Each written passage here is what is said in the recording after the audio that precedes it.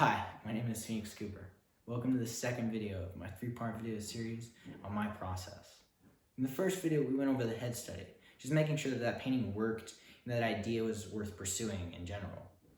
In this second video, we'll be going over that painting, but on a larger canvas. And in this video specifically, we'll be going over the underpainting.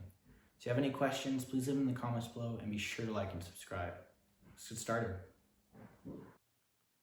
So starting off here, we're just going to go in with a little kind of dot note for the top of the head and where I want that to be, because I don't want the head to be too close to the edge, and I also don't want it to be too distant from the edge, because this is kind of a straight-on portrait. We want that to kind of be pretty exact. So when I'm painting, I kind of want to, for the underpainting, to have a very broad-minded kind of spectrum. So I want to be always thinking about the whole or the composition and not really focusing on the details yet. That will come later when I'm doing actual detailing and modeling and adding color. But for right now, we're just going to kind of focus on the broader picture, and that's the composition and how she's placed on the canvas and how bigger forms like an arm or a leg, how they relate to each other. So we just want to kind of have our mindset on the bigger picture for now. Going in, I'm just kind of giving it some bigger shapes, like for the foot and hand, you'll notice are just kind of big geometric shapes. They're not very exact. I just want to know where they're being placed. So pretty happy with that. And then I'll go in later and then I'll start to add detail.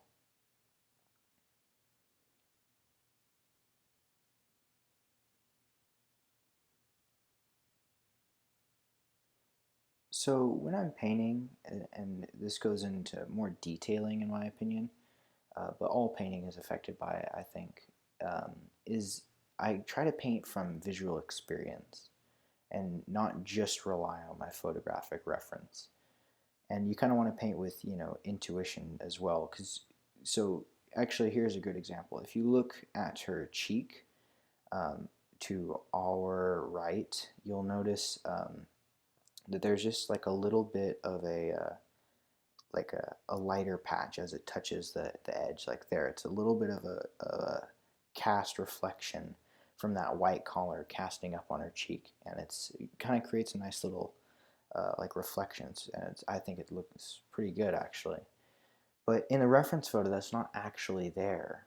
Um, so when I'm painting, I'm trying to draw from like my past experiences and knowing that that would be there, that just the camera didn't pick it up. And a lot of that actually is true for a lot of times, in my opinion. I feel like the camera isn't exact enough sometimes. Sometimes it will leave out details, in my opinion, and and you can add those back in, but you have to kind of have the intuition and know that what's supposed to go there. So it's always good to draw from that like past visual experience, and looking at paintings too, and just kind of noticing how artists approach things, especially with like stuff like spectral reflections and that little like highlight right there. So yeah.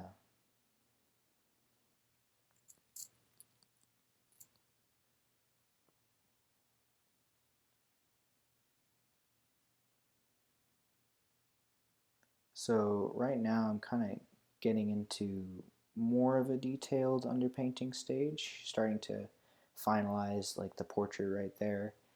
And one thing that I do sometimes is I really personally struggle with curves, and I think a lot of artists do. I'm not sure, but I specifically struggle with drawing like a perfectly um, like a more exact curve. So what I do sometimes is I'll break it down into lines and straight lines specifically. Like you'll notice this hand has some very like straight contour lines as opposed to what you would assume would be curves. Like a hand would usually have curves, but for this hand I've kind of broken it down into straight lines, and that I feel like allows me to be more exact, and I think it has a more visually appealing effect on viewers, honestly. So yeah, I would definitely recommend just, yeah, if you're struggling with a curve, just break it down into lines, and it will, I think it will help a lot. So hands are really tricky for me. I really struggle with them. So what I usually do is I'll break it down into kind of an oven mitt shape, and then I'll kind of go in and add the kind of fingers, and then from there I'll kind of round all the shapes, but kind of starting off with those straight lines again. It's the same with feet too. Feet are kind of this like a lot like hands. Like I really struggle with them as well. So what I'll do is again just break them down into geometric kind of shapes and straight lines. I'll go in and then put the toes in, like just kind of the inside details, and then I'll start to round it from there. But always kind of starting out with the straight lines. And I mean, this isn't a hard fast rule. You'll see I'll use curves here and there, but only when I'm confident that I'm being accurate. If it's like a really big curve, like say there's like a giant circle in the background, it will be really hard for me, and that will be something that I will like break down into straight lines. But that's just an example.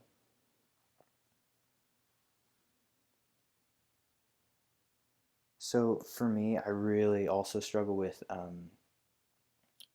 man-made kind of structures, like of wood and of metal and stuff. And I think it's just these like perfectly oriented like contour lines, like these perfectly straight lines. I'm not very good at drawing like the exact likeness of them. So yeah, there's no real. I don't think there's anything to do with that. You have to kind of just practice and get better at it. And I think the reason I'm not so good at them is because I haven't specifically practiced drawing straight lines in relation to like architecture or a chair or something. And I think that's pretty much all things. Like in my opinion, like I feel like teaching always has helped, but it never can replace just raw like reps and experience and going through the motions of performing something like a painting and doing something over and over again basically until you get really good at it. So yeah, I would always recommend just reps before experience. Just always be putting in those reps.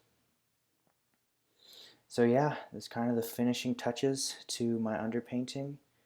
And yeah, I'm really excited to start adding color and to go in and finish it.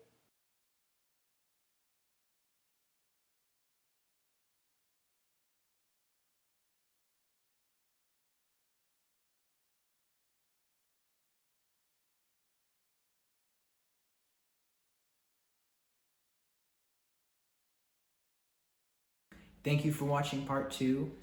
The underpainting is a very important step and requires a lot of patience, but inevitably that patience pays off in the long run. You're adding color and adding form and adding texture to the painting, which I will be going over when I finalize the painting in part 3. So stay tuned for that one, please. If you have any questions, please leave them in the comments below, and please like and subscribe. Thanks, y'all.